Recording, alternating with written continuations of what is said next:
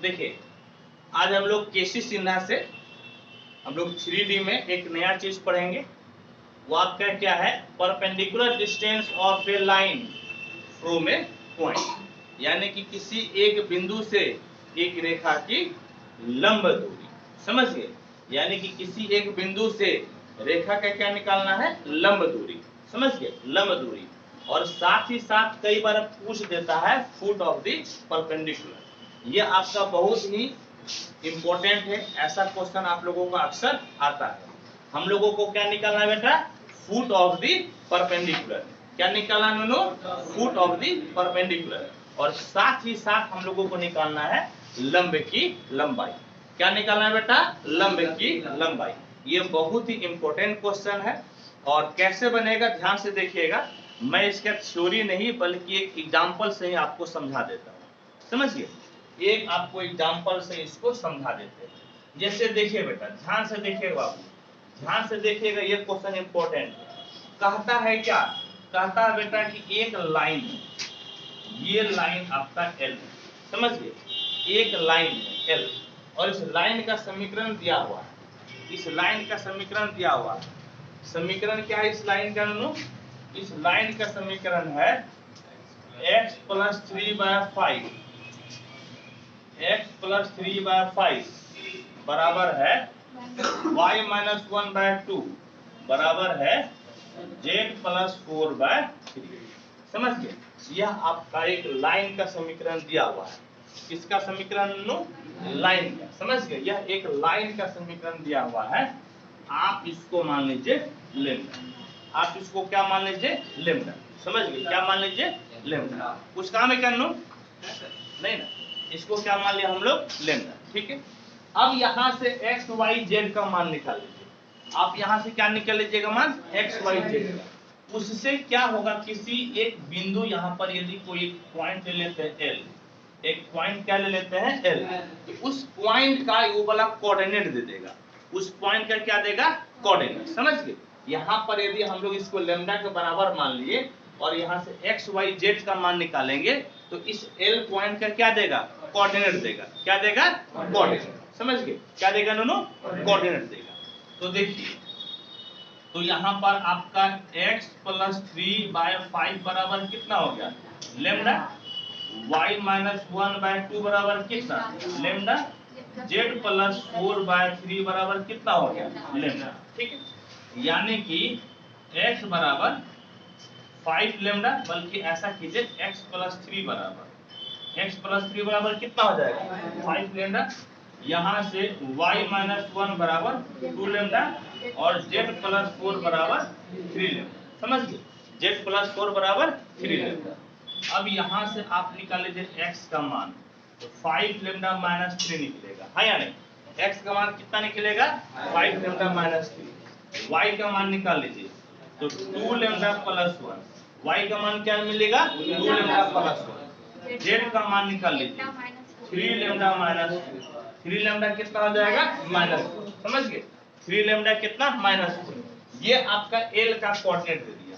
ये एल का क्या दिया, कोऑर्डिनेट। समझिए, एल का क्या दिया, कोऑर्डिनेट। यानी कि एल का कोऑर्डिनेट हो गया 5 लेम्डा माइनस 3, 2 लेम्डा प्लस 1 और कितना बेटा, 3 लेम्डा माइनस।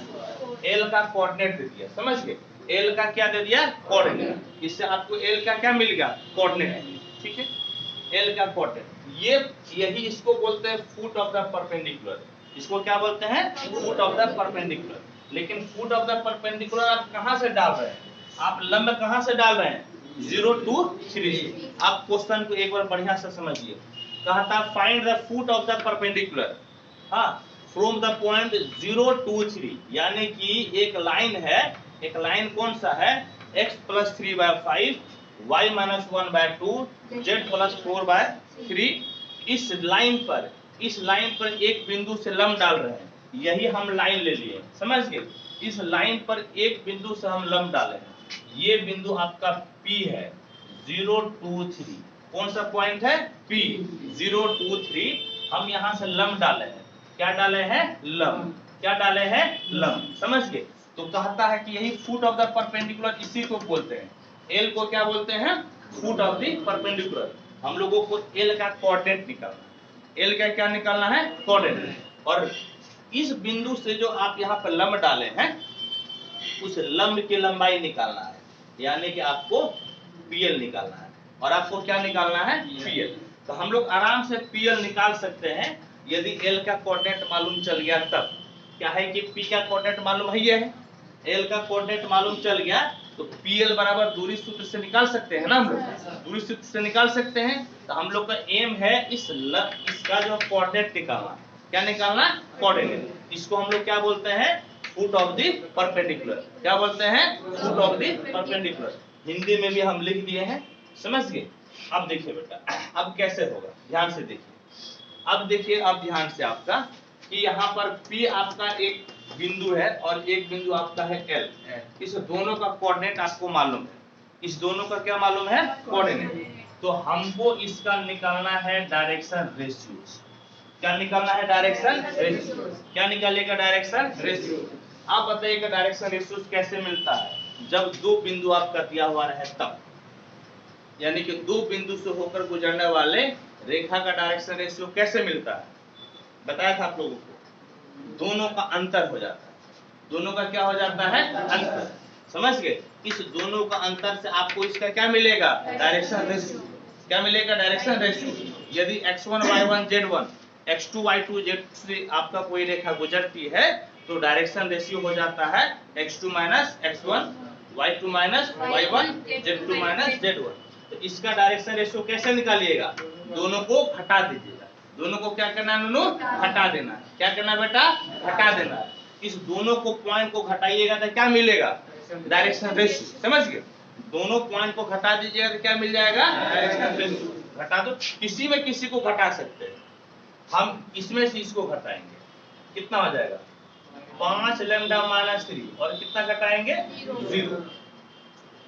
2 लैम्डा प्लस 1 कितना घटाएंगे? 2 और 3 लैम्डा माइनस 4 कितना घटाएंगे? 3। दैट इज कितना मिलेगा? ये 5 लैम्डा माइनस 3, 2 लैम्डा माइनस 1 और 3 लैम्डा माइनस 7। 3 लैम्डा माइनस 7 ये इस लाइन का डायरेक्शन रेशियो हो गया। इस लाइन का क्या हुआ? Direction ratio. इस लाइन का क्या हुआ? Direction ratio. यदि आप लोगों में से कोई बता सकता है कि ये वाला लाइन का डायरेक्शन रेशियो कितना होगा, इस लाइन का डायरेक्शन रेशियो कितना होगा? एल का डायरेक्शन रेशियो कितना होगा? बोलो बोलो मुनीश, सही बोल रहा तो बोलो। 5:3। बिल्कुल सही बात है ना। निचलका वाला डायरेक्शन रेशियो कहलाता है ना। निचलका वाला क्या कहलाता है? Direction ratio. और इस बिंदु से गुजरता है, इस बिंदु से गुजरता है और नीचे वाला क्या कहलाता है? Direction ratio. तो डायरेक्शन रेशियो कितना हो जाएगा नू? 5:3। लेकिन याद में रहे कि दोनों ही आपका स्टैंडर्ड फॉर्म में होना चाहिए। यदि आपका स्टैंडर्ड फॉर्म में नहीं लिखा हुआ है तो नीचे वाला डायरेक्शन रेशियो नहीं होता है। ये डायरेक्शन रेशियो आपका नीचे वाला तभी होगा जब आप इसको किस फॉर्म में लिखे हैं? स्टैंडर्ड। क्लियर है? अब देखो बेटा, अब देखो, अब इसका भी डायरेक्शन रेशियो मालूम है, इसका भी डायरेक्शन रेशियो मालूम है। जब दो रेखा का डायरेक्शन रेशियो मालूम है, अब दोनों रेखा एक दूसरे पर लंब है। दोनों रेखा एक दूसरे पे क्या है? लंब है। जब दो रेखा एक दूसरे पर लंब है, जब दो रेखा एक दूसरे पर लंब है तो दोनों के डायरेक्शन रेशियो में कोई संबंध होता है क्या? क्या होता है? दोनों के डायरेक्शन रेशियो को गुना करके जोड़ देंगे तो 0 के बराबर हो जाता है। नहीं, दोनों के डायरेक्शन रेशियो को गुना करके जोड़ेंगे तो कितना हो जाएगा? 0। ये वाला फॉर्मूला होता है a1 a2 plus b1 b2 plus c1 c2 बराबर कितना हो जाता है?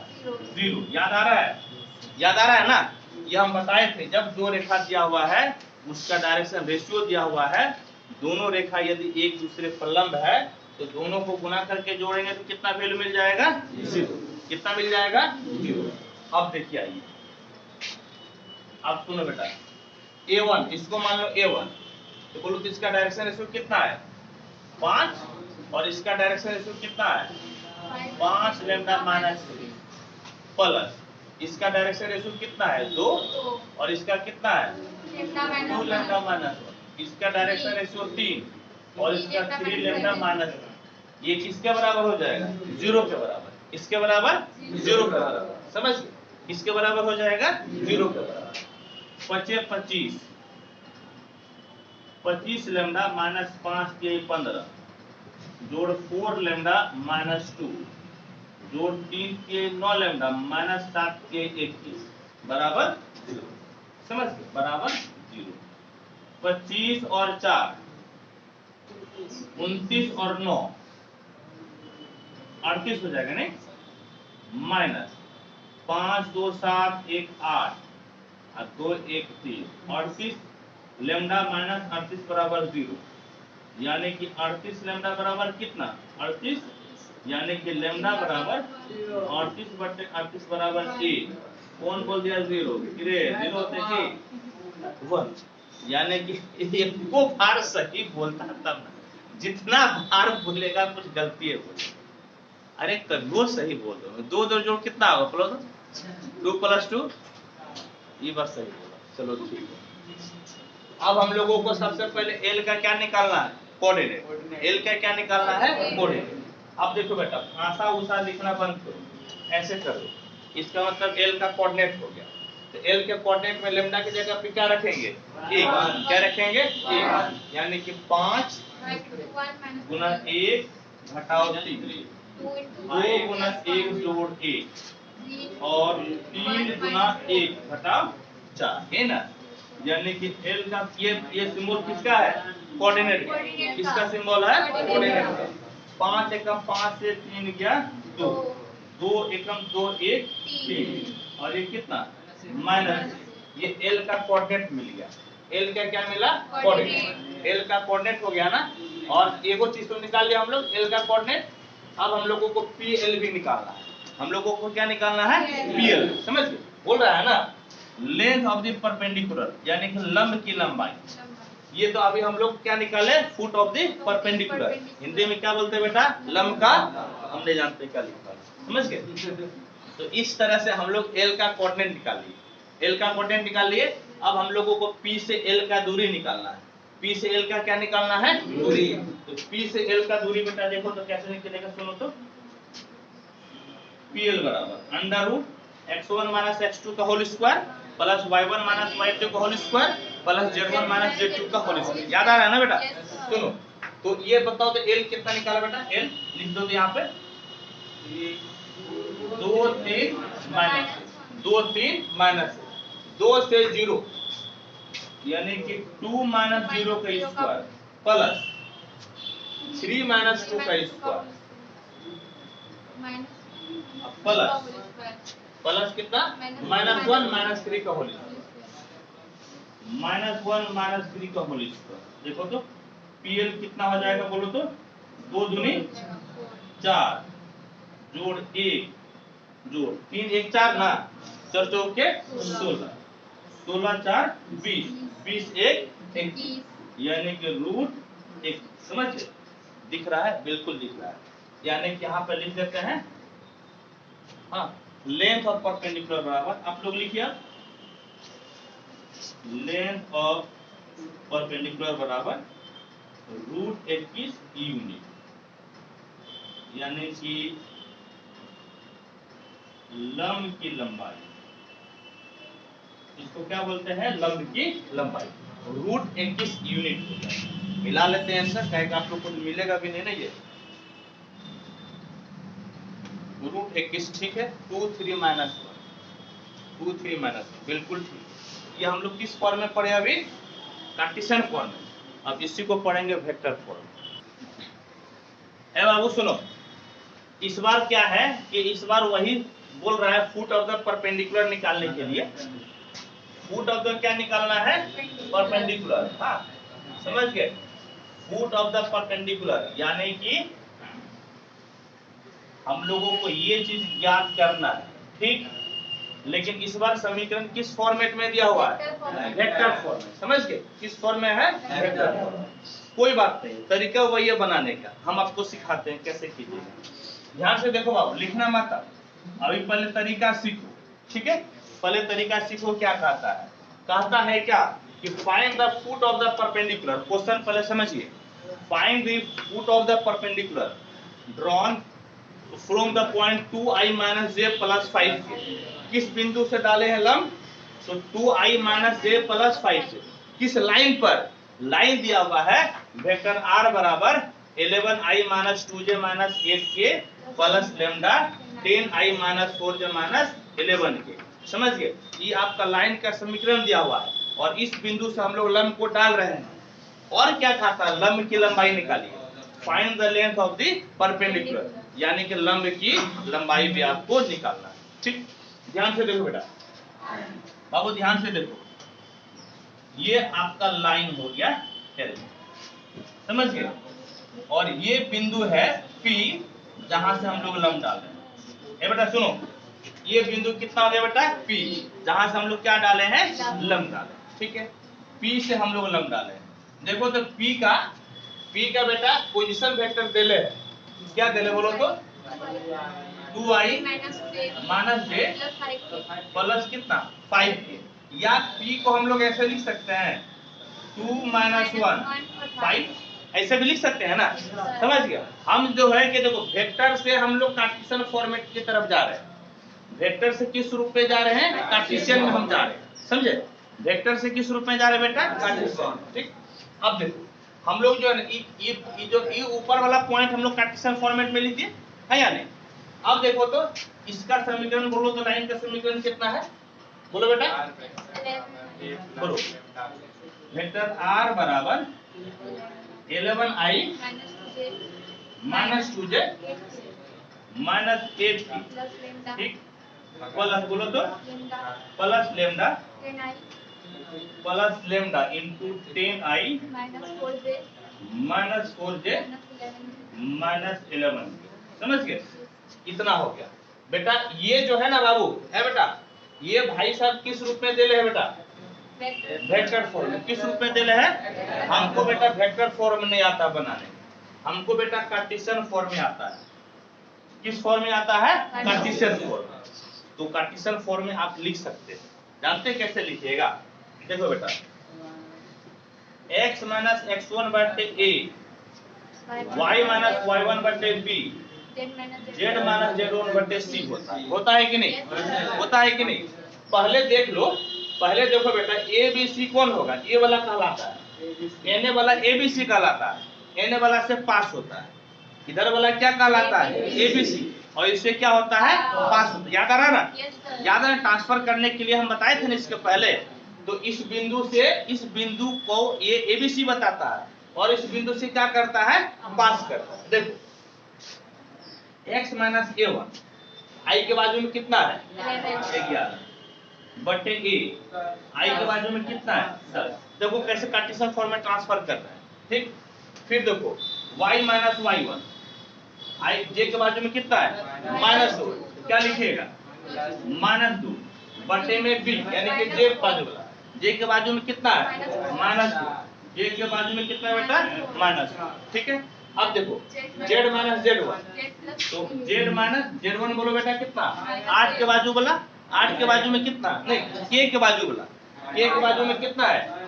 माइनस 8, k के बाजू में कितना है बेटा? माइनस 8 बटे में इधर k के बाजू में कितना? k के बाजू में कितना? माइनस 11, k के बाजू में कितना बेटा? माइनस 11। अब देखो, अब सुनो, ये कौन सा फॉर्मेट हो गया? कौन सा फॉर्मेट हो गया? Cartesian format.